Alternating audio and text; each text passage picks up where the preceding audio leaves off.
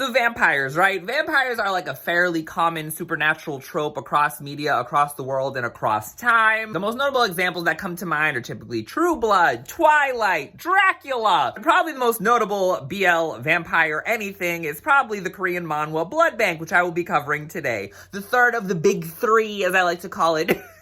Korean BL Manhwa. After Killing Stalking and BJ Alex. If you haven't seen my BL vlogs, still working on workshopping the name, make sure to click the top of the screen, whichever side. I can never remember which it is. But watch my vlogs and reactions and reviews of those two series if you haven't seen them already. Spoilers! Read along with me in the comments below.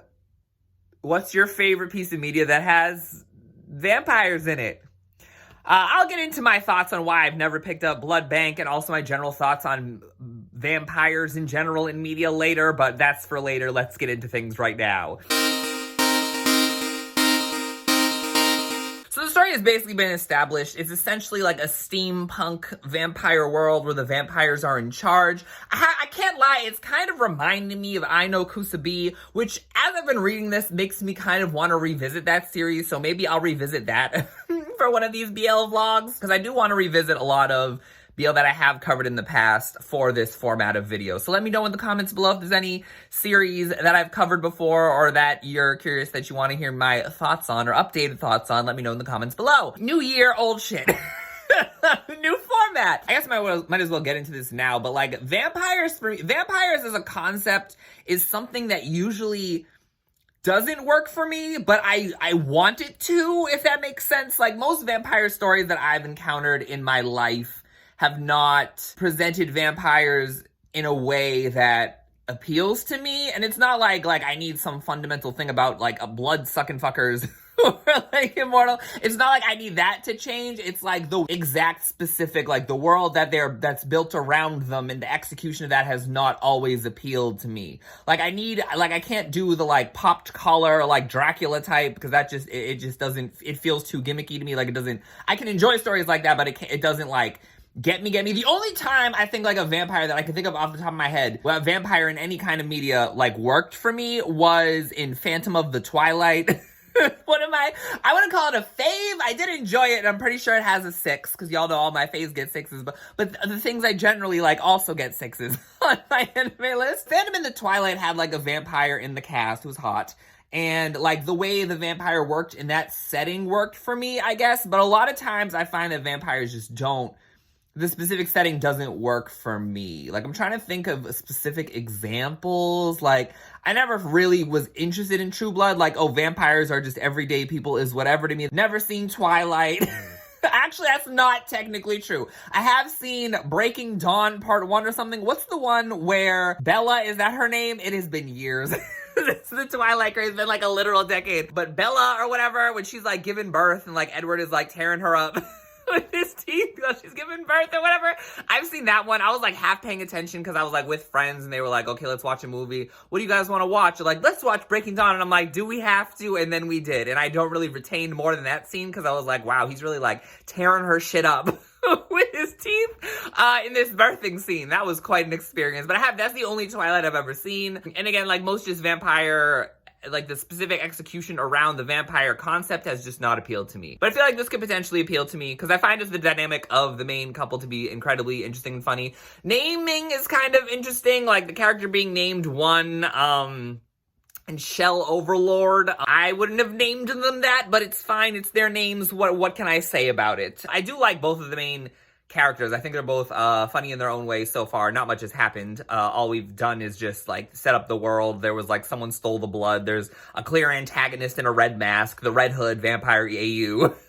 I think this dynamic is going to be hilarious because of like the Shell being like a secret masochist. Like to the extreme, like to like the meme extreme of like, can you slap me? Can you step on me? Like, that shit's hilarious. So I definitely like both characters so far. I'm not particularly attracted to either of them, but the one standout character I will say that I kind of am like I hope they continue to be entertaining is 13, I think is his name. Cause he's so petty and competitive. So I think he might end up being a fave. So we'll see how things go. But I'm only 4 chapters in. We'll see how things go. Rain on me, rain fear. These names, these names. I see where the writer is I see where they're coming from. I see what they're going for. And it might be a translation thing because again, this is initially something in Korean that has been translated to English. So this is not the original language. So I think maybe something might be lost in translation, or it makes more sense in Korean. Regardless, that's like the only con I really have of the story so far. I'm not usually someone who like purposely looks into steampunk stories. There are certain stories that are steampunk that I do like.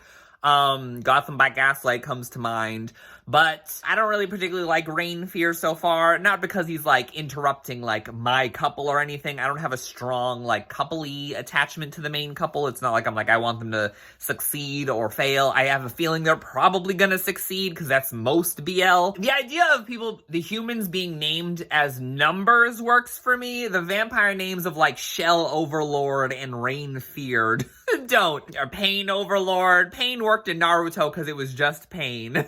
But Pain Overlord, it's a little too Chat GPT. You know what I mean? So yeah, Rain Fear has been introduced. So they're proposed to Shell, and one is listening outside the door. It's clear that one has like no feelings for Shell. I don't think they really have technically any feelings for each other, but it's just kind of like things are progressing. He already jerked Shell off.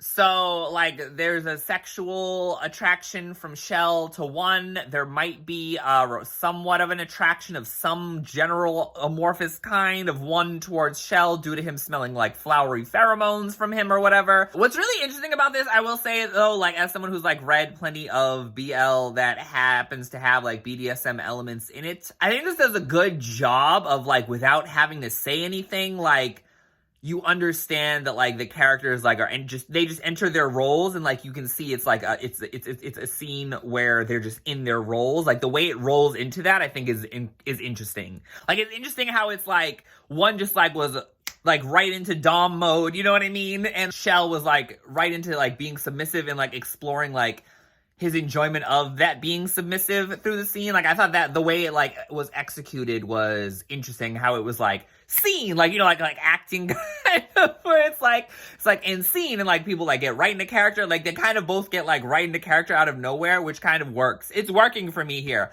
Where a lot of times it's like clunky and like someone is like really in it and the other person doesn't feel like they're as into it, and then they generally get into it and it's kind of clunky. Whereas this is like kind of smooth in terms of like Shell is still kind of figuring out, like, obviously he's a masochist, but, and, like, he wants to be, like, stepped on and shit, slapped up or whatever, and, like, degraded, but his exploration of it feels like he gets into character, but he's exploring the character while in the character of being a sub, you know what I mean?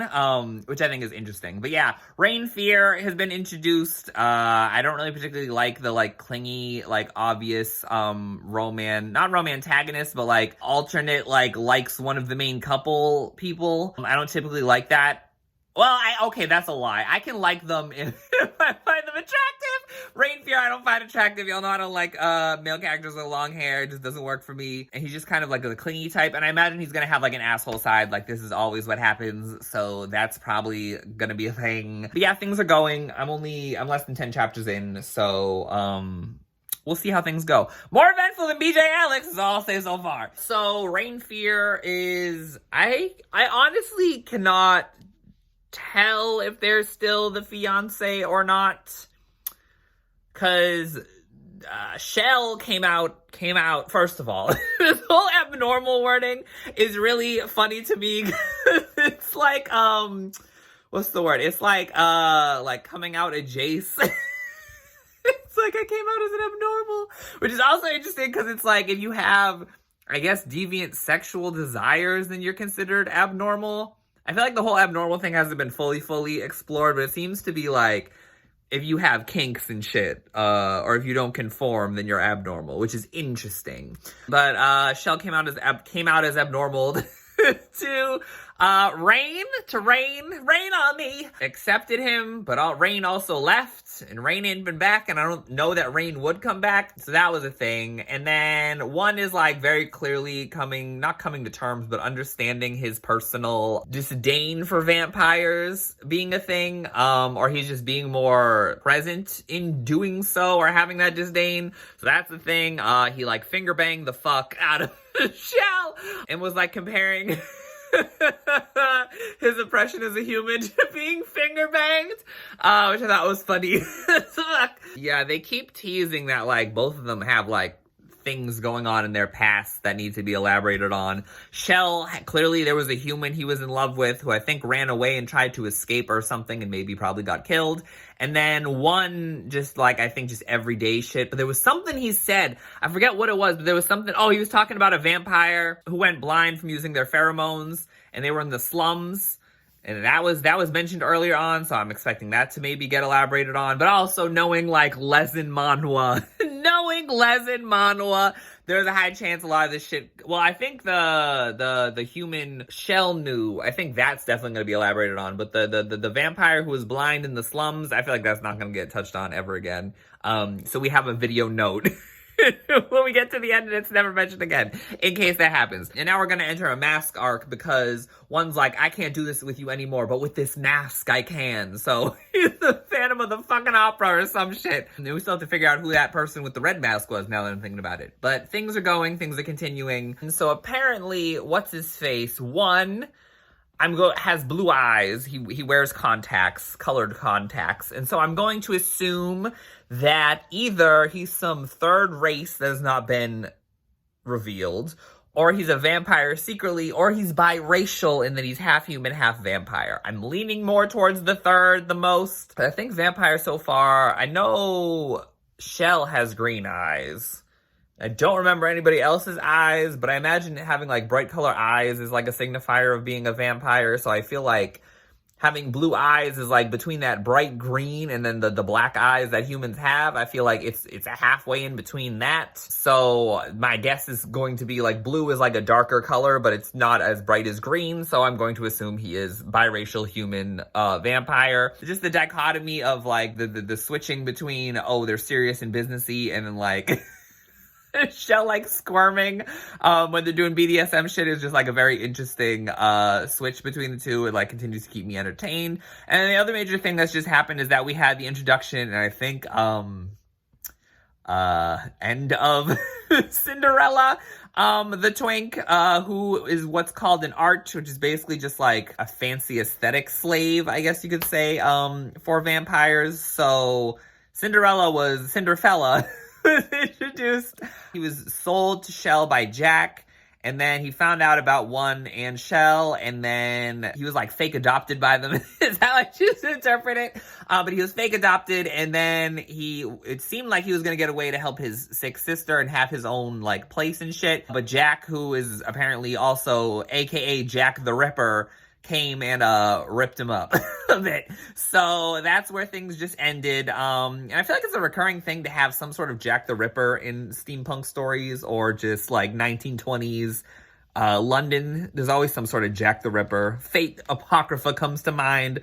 Gotham by Gaslight again also comes to mind. I would say this is definitely more investing than BJ Alex, but I think that's just because I naturally prefer stories that have like a world and you're exploring the world, and I like supernatural stories, so it's appealing to me in that aspect. Only other thing I guess I could say is I do like Jack, although I kind of liked Jack more before it was revealed he was Jack the Ripper. But that could change. It just feels like I don't know what I need to know what his motivations are to see if I really do still like Jack. Because the whole Jack the Ripper reveal, because they showed that like Scully hand in earlier chapters, so like he's working with someone behind the scenes, clearly. I kind of think I'll like Jack. Also, steampunk Jacob, as I'm calling him, who is like Shell's guard, he's kind of cute. So I hope he gets to fuck somebody down the line. Also, they still haven't had sex yet, and we're like 25 chapters in. I'm like almost halfway, and they haven't had like sex yet, penetrative sex. There's just been like dildo usage and finger banging. So that's kind of disappointing.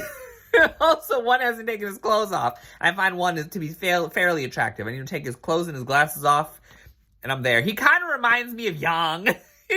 Which is kind of funny going off of Killing Stalking several months later. Quite a few things have happened. There was a masquerade ball. Not really, it was kind of a regular ball. Some people were in masks, though. It's like a recurring thing in this shit. There's like, masks are regularly used, like, in all, like, anonymous people using masks. The villains are using masks. They were using, I've already forgotten their names. I'm reading them every chapter. Shell and One, we'll get to that in a second. Shell and One you'll use masks at that one point or whatever. But major developments is there was a ball, and we met one of the other bloodlords and his art and their cute pet snake, which I thought it was a fur boa or whatever, but just a full snake version, regular boa version. It's actually I think a living tangible snake. It was cute. They had sex finally. Shell and One had sex finally. I forget what the context was, but they had sex. Because a lot has happened since then. We've gotten there was like a terrorist attack at the bank. It was revealed that the manager, who was jealous, orchestrated the terrorist attack. Jack the Ripper's doing shit in the shadows. We met the Red Mask, who then is now being tortured and is going to probably be like corrupted or transformed into something. And we learned that, yes, I was correct. One is indeed biracial. He's half vampire, half human. But we also learned that he is the child of the long-haired bloodlord's daughter and the human Eric, who is the art who Shell knew as a child. There's a lot of names here. Shell knew as a child. Ellie and the daughter of the other bloodlord, their son is One, whose real name is Eric. Which makes me wonder, is that Ellie that he's talking to? But it looked like Ellie had shorter hair. We'll find, there will be a flashback at some point. But that's a lot of the things that have been going on. Oh, also we learned that the vampires have been using controlled COVID to control the population. No! But yeah, no, this is a lot of fun. I'm really enjoying the world of this. I really am enjoying this. I'm more than halfway through. Only about 20-something chapters left. I'm excited to see where this is going to end. I'm almost a little sad that it's a shorter series than BJ Alex and Killing Stalking. But Killing Stalking, as y'all know... Y'all seen the Killing Stalking video. Maybe you've seen all three of the Killing Stalking videos, because I have 4 or 5 hours more of content on my Patreon.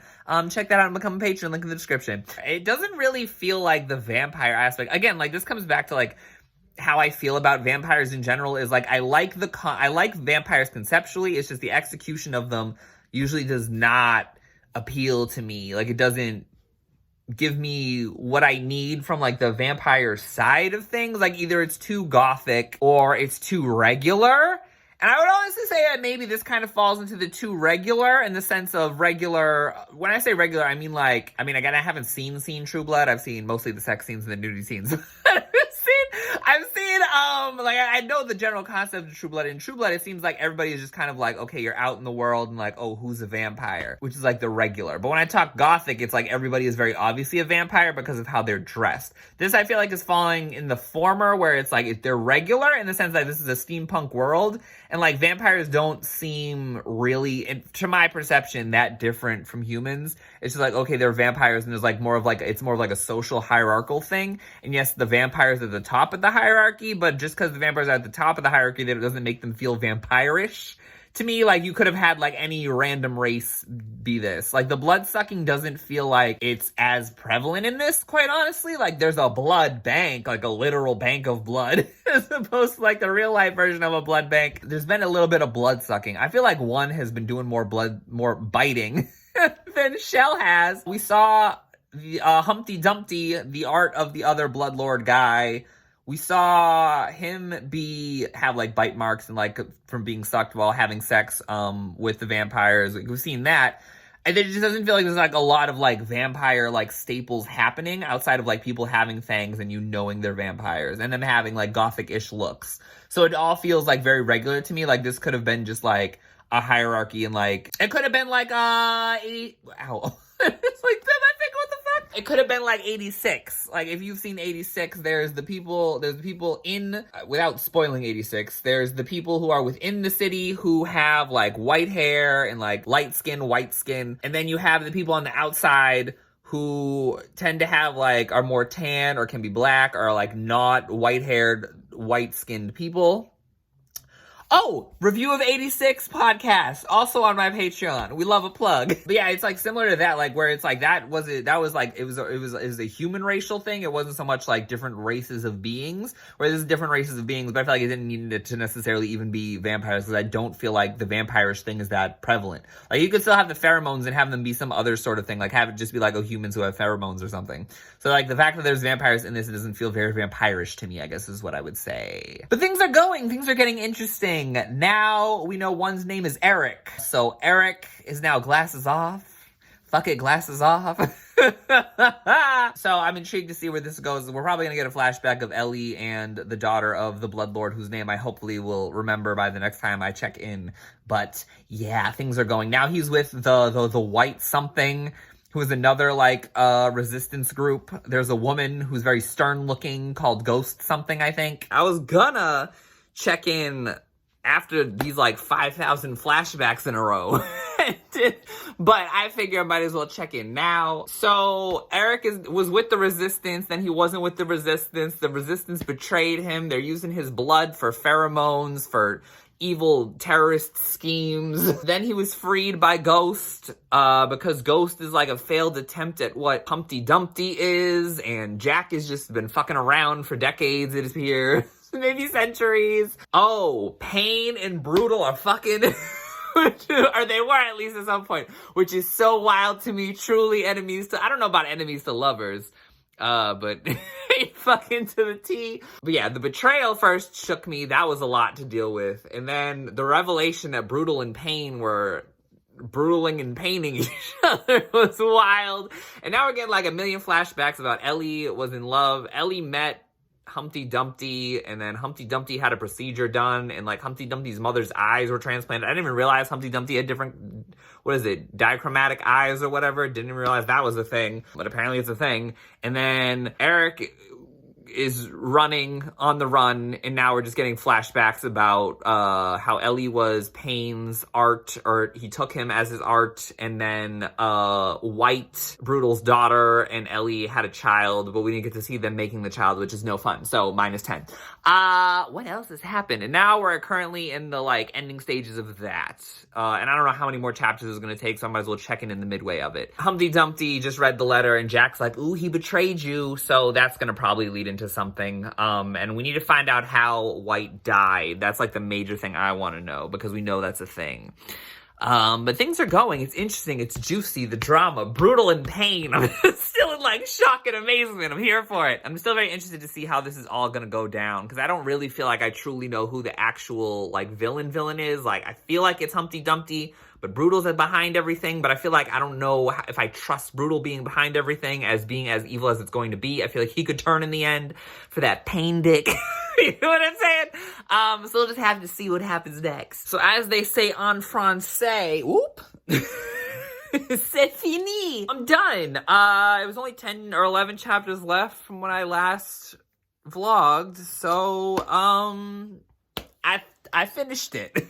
So, rest of the flashbacks wasn't really much, kind of stuff we already knew-ish, or you could assume, like, Eric's mother was killed by his grandfather, because, what was his name? Brutal? Brutal is his grandfather, because White was his mother, and White's father was Brutal, so his grandfather killed his mother, snapped her neck clean, to her left.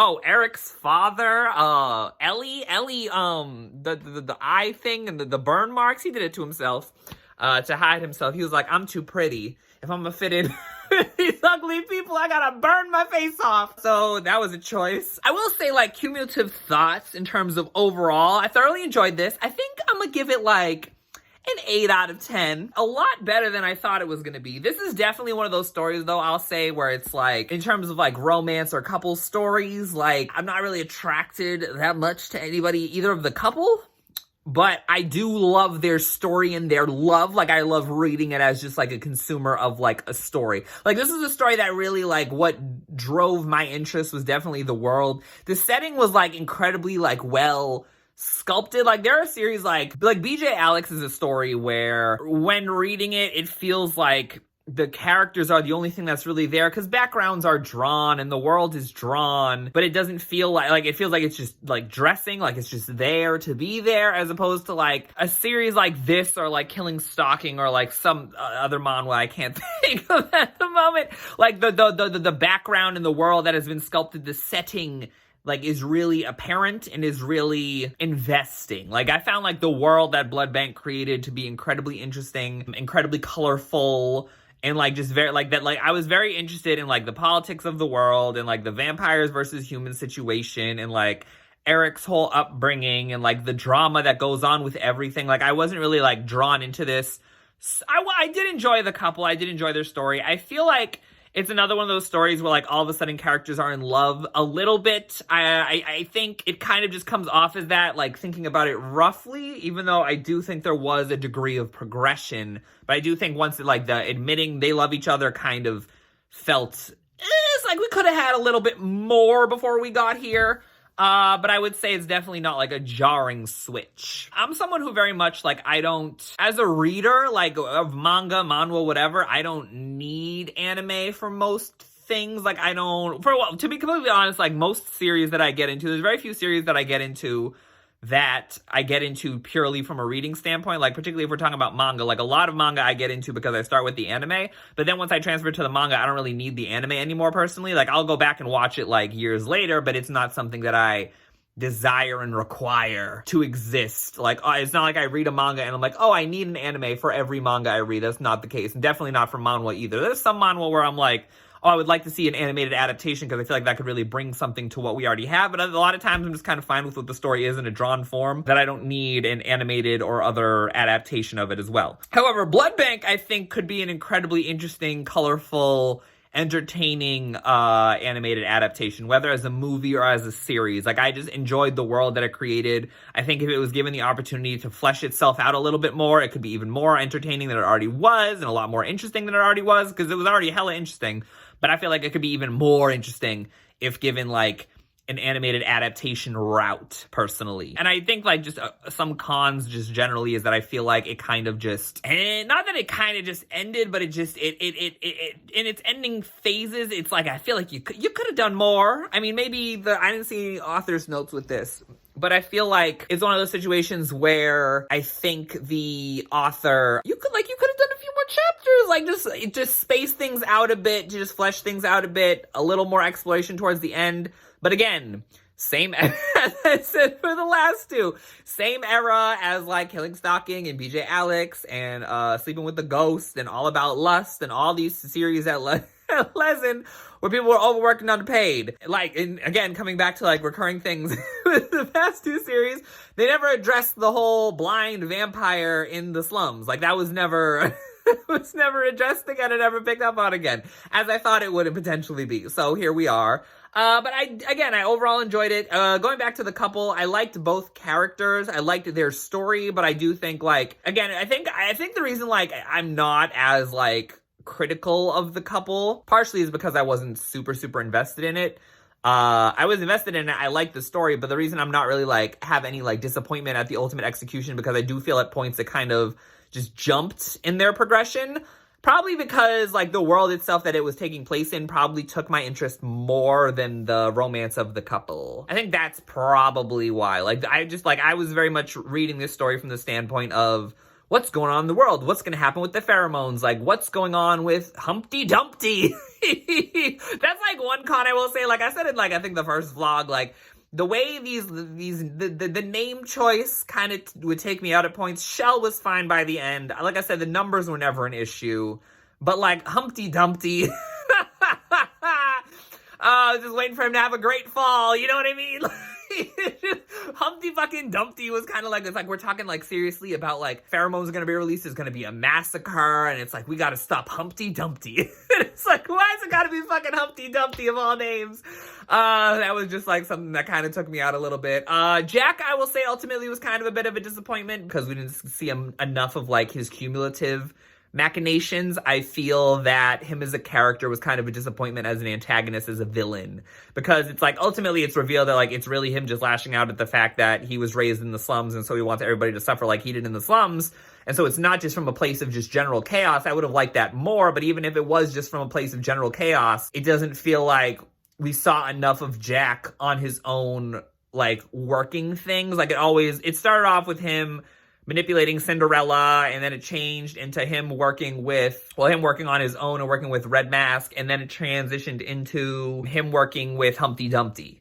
And it just never felt like there was really a moment or like moments for like Jack to feel like an autonomous character who was like cognizant of these things, because it just always felt like he was working with somebody and working under somebody. It never felt like he was in control and manipulating. It felt like he was just doing what other people wanted, but he still ultimately got what he wanted. And so like I feel like if that was just tweaked a little bit, I would have liked Jack probably more. Humpty Dumpty was whatever. He had a great fall in the end because he died. His heart rate fell. 0. 13, my boy 13. He got the shot off. He was so funny. I wish we got more 13. I really liked 13 as a character. I liked his like dynamic in contrast to 1. I wish they had more. That's just like the overall thing with this, is that I feel like there's so much more that could have been done, and it just ultimately ended up not being more. It was just, it was, and it feels like there were pages missing or something, even though there weren't. And so I just think, like, if this could have had more chapters to flesh things out. But it didn't, and I feel like that's one of the small flaws I have with the series. Oh, it was, like, weird how in, like, the last chapter it just kind of, like, rushes flash-forward explanations after shooting, fake killing Eric. And then Eric visibly got a scar, but we didn't really, like, see his full face in the final page. Like, that's always weird to me when they do that in stories. I really only like that kind of, like, oh, is that them? How are they doing? Like, when it's, like, a more, like, concrete, like, didn't they die situation? And, like, we know Eric didn't die. Like, it's too sudden. Like, he's not just gonna kill his boyfriend after all that shit. And we never really got Eric, like, fully interacting with the father, and, like, I don't know, there's just a lot where I feel like it feels like it's done, but it feels like it was just kind of a bit of a rushed ending, but not necessarily in a bad way. Like I said, I'm still giving this an 8 out of 10. Only other con I can really think of is Eric's look, because he would start doing things with his appearance. Well, he wasn't doing it, but the artist would do things with his appearance that would start to appeal to me, but then there would be other decisions also happening that didn't appeal to me. The only time he looked ideal to me was in the, like, little mini section after, in between, like, the slight time skip, when I forget what the fuck happened. Why was he saved by Humpty Dumpty? It was that scenario. Why the fuck did Humpty Dumpty save him? And he had a broken arm. Oh, he fell off the bank with the red mask. When he fell off the bank with the red mask and he was, like, then with Humpty Dumpty and Ghost, and his hair, he had the hair that he had at the time, but the glasses were off, I was like, okay. But then his hair started growing out, and I was like, no, okay. You know what I mean? Failing to appeal to me. And I was just never attracted to Shell. Who was I probably the most attracted to? Maybe 13. In the whole story. I love 13. It was probably my favorite character. But I did generally really like Shell and Eric. So there was that. Ellie kind of ended up being not as attractive as I assumed he might have been from flashbacks. So that was kind of a disappointment. White was hot. I still love, favorite twist in the entire story is that Pain and Brutal were fucking, whoa, that's hilarious. That's a genius move. We need more of that in all romance stories. Anything else? I think that's all really I have to say. I thoroughly enjoyed Blood Bank. Was not what I expected it to be. Is it ideally what I would like to see in a vampire story? No, but I do enjoy this type of story. Like, I don't know, like, I'm not really someone who seeks out steampunk stories, but I do find them enjoyable oftentimes when I do come across them, when I do somehow end up consuming them in some way. But I will continue to look for vampire shit that appeals to me. This was not it, but I did thoroughly enjoy the story, so I give it ultimately an 8 out of 10. And that's gonna be about it for Blood Bank. Let me know in the comments below your thoughts on Blood Bank. I'm sorry there's no ASMR section. I don't have it in me today. Did you love it? Did you hate it? Favorite character? Is it your favorite vampire thing? What are your opinions on vampires? If you want to see my full notes from reading it, like, chapter by chapter, feel free to head over to my Patreon. That's available for all my patrons. I have a whole bunch of stuff on Patreon, including I'm continuing to play Scoutmaster Season. My seasonal anime 3-episode ruling podcast will be up Maybe it's up already. Maybe it will be up.